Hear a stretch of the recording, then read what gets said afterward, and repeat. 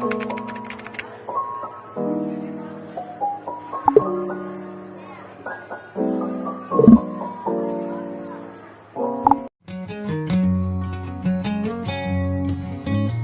teman-teman, kenalan yuk. Perkenalkan, saya Mayela Rokayati dari S1 Administrasi Rumah Sakit di Stikes Mutiara Mahakam Samarinda. Video ini dibuat untuk memenuhi tugas mata kuliah Manajemen Kependudukan dan Ketenagakerjaan. Dosen pembimbing Bapak MR dan SKM MKes.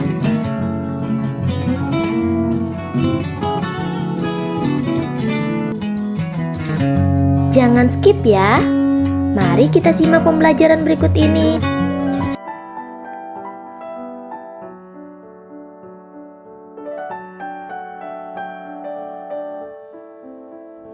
Mengapa sih pentingnya mempelajari demografi kependudukan? Nah, jawabannya kita mampu mendeskripsikan perkembangan penduduk pada masa lalu dan tren pertumbuhan atau dari sisi naik atau turunnya jumlah pendudukan. Nah, kita dapat memprediksi kependudukan yang akan datang serta konsekuensinya.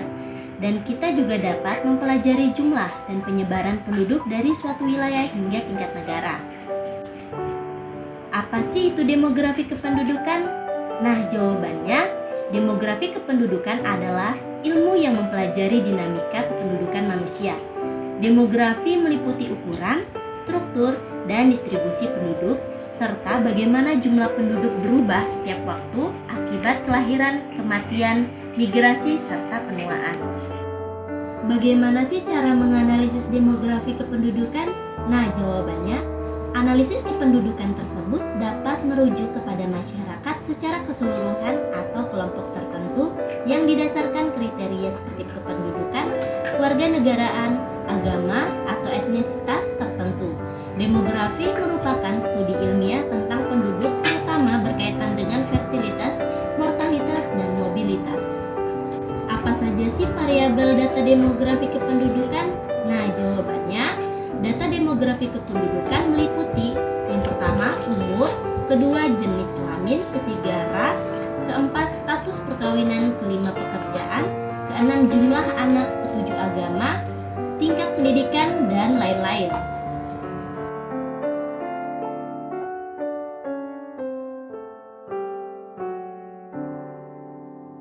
Bagaimana sih kondisi penduduk di perkotaan? Nah, jawabannya, kondisi penduduk perkotaan dibagi menjadi dua, yaitu yang pertama, gerak sentrifugal. Banyaknya gangguan di kota seperti kemacetan, harga sewa lahan terlalu sempit, dan juga polusi. Struktur pendudukan perkotaan. Nah, dapat dilihat dari segi demografi. Ekspresi demografi dapat ditemui di kota-kota besar, kota-kota sebagai pusat perdagangan, pusat pemerintahan, dan pusat jasa lainnya. Yang kedua, segi ekonomi. Sudah jelas bahwa jenis mata pencarian penduduk kota adalah di bidang non-agraris. Dan yang ketiga, segi segregasi. Segregasi ini ditimbulkan karena perbedaan suku, perbedaan pekerjaan, perbedaan strata sosial, perbedaan tingkat pendidikan, dan masih beberapa sebab-sebab lainnya. Ciri-ciri masyarakat perdesaan terdiri dari yang pertama, pelapis sosial ekonomi, yang kedua, individualisme, yang ketiga, toleransi sosial, yang keempat, jarak sosial, yang kelima, pelapis sosial. Sifat-sifat masyarakat kota, jawabannya ialah 1. Sikap berkehidupan, yaitu masyarakat kota cenderung pada individualisme atau egoisme. 2. Tingkah lakunya, yaitu bergerak maju, mempunyai sifat kreatif, radikal, dan dinamis. Yang ketiga, perwatakan. Perwatakannya yaitu cenderung pada sifat materialistis. Kondisi penduduk desa, jawabannya, masyarakat desa adalah komunitas yang tinggal di dalam daerah yang sama bersatu dan bersama-sama memiliki ikatan yang kuat dan sangat mempengaruhi satu sama lain. Kondisi penduduk desa. Masyarakat desa adalah komunitas yang tinggal di dalam satu daerah yang sama, yang bersatu dan bersama-sama memiliki ikatan yang kuat dan sangat mempengaruhi satu sama lain. Ciri-ciri masyarakat perdesaan yaitu yang pertama, homogenitas sosial. Jadi masyarakat desa pada umumnya terdiri dari satu atau beberapa kekerabatan saja. 2. Kontrol sosial. Jadi hubungan masyarakat pedesaan sangat intim. Yang ketiga, hubungan primer. Jadi pada masyarakat desa, hubungan kekeluargaan dilakukan secara musyawarah. Yang keempat, gotong royong. Jadi nilai-nilai gotong royong pada masyarakat pedesaan tumbuh dengan subur dan membudaya. Yang kelima, ikatan sosial. Jadi setiap anggota masyarakat desa diikat dengan nilai-nilai adat dan kebudayaan. Yang keenam, pola kehidupan. Jadi masyarakat desa bermata pencarian di bidang agraris, baik pertanian, perkebunan, perikanan, dan peternakan. Yang ketujuh, magis religius.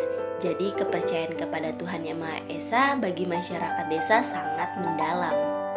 Sifat dan hakikat masyarakat perdesaan terdiri dari yang pertama, afektivitas, yang kedua, orientasi kolektif, yang ketiga, partikularisme, yang keempat, askripsi, dan yang kelima, kekerabatan.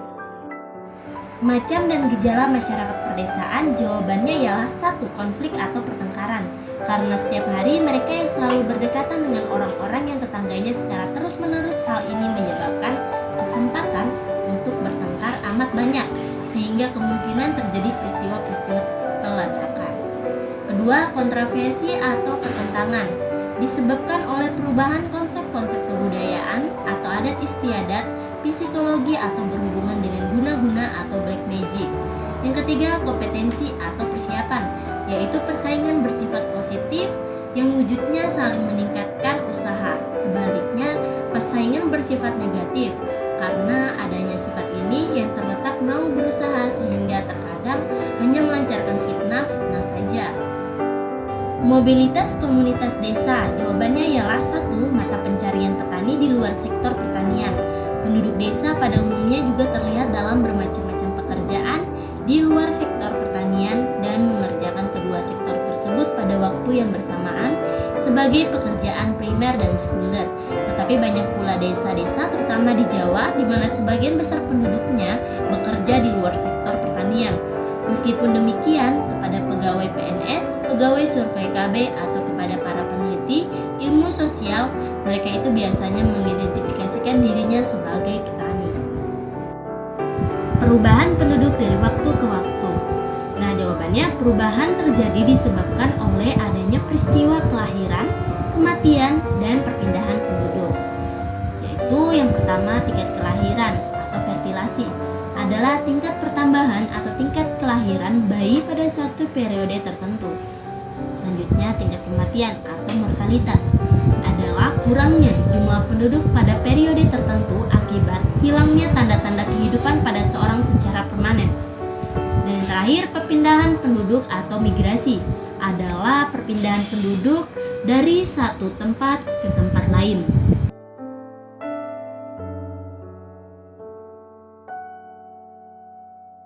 Komposisi penduduk. Jawabannya ialah komposisi penduduk adalah pengelompokan penduduk atas dasar kriteria tertentu yang disesuaikan dengan tujuan tertentu, misalnya secara geografis, geologis, sosial, atau ekonomi. Apa yang dimaksud kepadatan penduduk? Jawabannya ialah kepadatan penduduk adalah banyaknya penduduk persatuan luas kegunaannya sebagai dasar kebijakan pemerataan penduduk dalam program transmigrasi. Struktur penduduk di negara berkembang dan maju. Jawabannya ialah pertama, yaitu piramida penduduk muda yang menggambarkan komposisi penduduk dalam pertumbuhan dan sedang berkembang.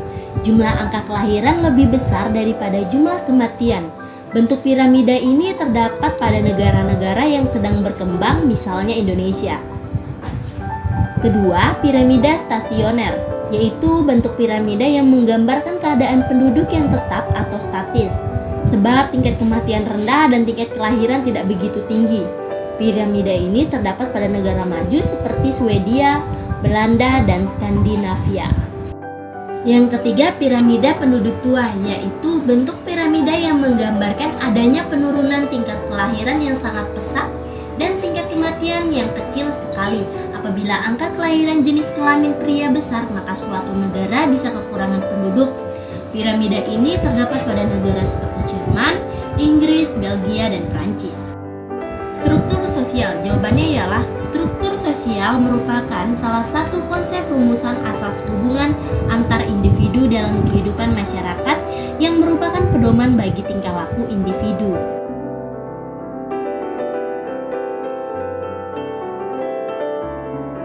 Apa saja sumber data demografi? Jawabannya ialah sumber data demografi terdiri dari sensus penduduk, registrasi penduduk, dan survei penduduk. Apa itu de facto dan de jure? Jawabannya ialah 1. De facto adalah pencatatan kependudukan yang ditemukan pada saat sensus dilakukan tanpa memperhatikan asal penduduk. 2.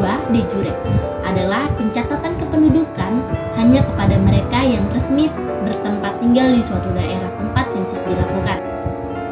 Apa sih perbedaan data primer dan data sekunder? Jawabannya ialah data primer adalah data yang diperoleh secara langsung tanpa adanya perantara.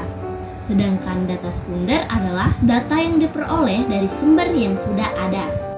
Perbedaan sensus penduduk, registrasi penduduk, dan survei penduduk. Jawabannya ialah 1. Sensus penduduk adalah suatu langkah untuk mengumpulkan, mengelola, dan menyajikan data kependudukan secara keseluruhan. 2. Registrasi penduduk adalah pencatatan terus-menerus atau kejadian-kejadian penting yang dialami oleh penduduk berupa kelahiran, kematian, dan perpindahan penduduk. Ketiga, survei penduduk adalah suatu cara untuk memperoleh data kependudukan tidak dengan menghitung seluruh responden di suatu daerah, tapi dengan mengambil sampel saja. Apa yang dimaksud dengan validitas dan rehabilitas sumber data? Jawabannya ialah validitas adalah ketetapan atau kecermatan suatu instrumen dalam pengukuran. Kedua, sedangkan rehabilitas digunakan untuk mengetahui konsisten alat ukur apakah alat ukur yang digunakan dapat diandalkan dan tetap konsisten jika pengukuran tersebut diulang.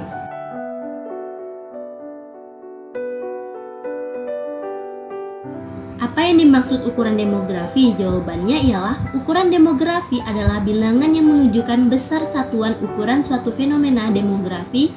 Fenomena demografi tersebut yakni kelahiran, kematian, perkawinan, dan perpindahan. Manfaat ukuran demografi?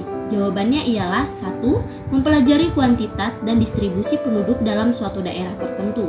2. Menjelaskan pertumbuhan penduduk pada masa lampau, kecenderungannya dan persebarannya dengan sebaik-baiknya dan dengan data yang tersedia.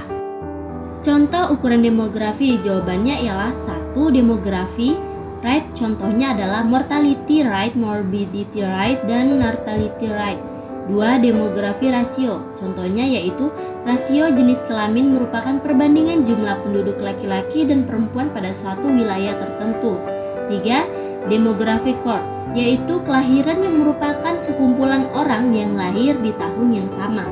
Fungsi dan manfaat piramida penduduk? Jawabannya ialah fungsinya yaitu mendapatkan informasi mengenai komposisi penduduk yang sesuai umur dan jenis kelamin, rasio jenis kelamin, jumlah penduduk, rasio ketergantungan, struktur penduduk, model pertumbuhan, sampel usia produktif serta non-produktif.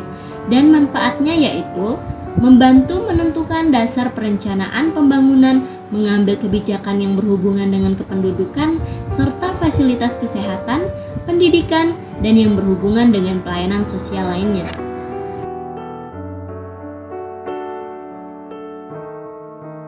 Apa yang dimaksud dengan mortalitas? Jawabannya ialah mortalitas merupakan salah satu dari ketiga komponen proses demografi yang berpengaruh terhadap struktur penduduk. Apa yang dimaksud dengan morbiditas?